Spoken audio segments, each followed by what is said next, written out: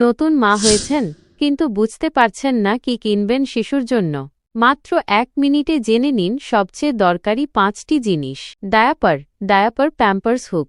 প্রতিদিন ঘন ঘন কাপড় ধুতে আর না, এই একটা জিনিসই যথেষ্ট। এটি নবজাতকের সুরক্ষিত ও পরিষ্কার থাকার জন্য অত্যন্ত প্রয়োজনীয়। বেবি ময়েশ্চারাইজার লোশন, ইক্স সেবামড, হিমালয়া, মামাআর্থ।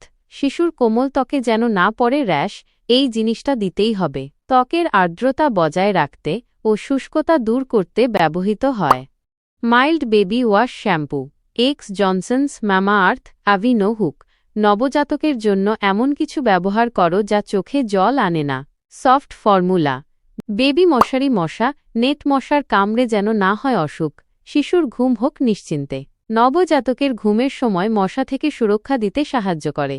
ওয়াডলিং কাপড়, শিশু যখন গুটিসুটি হয়ে ঘুমায় সেই আরামের রহস্য এই কাপড়। নবজাতকের আরামদায়ক ঘুমের জন্য দরকারি। আপনিও কি নতুন মা? তাহলে এই জিনিসগুলো মিস করবেন না।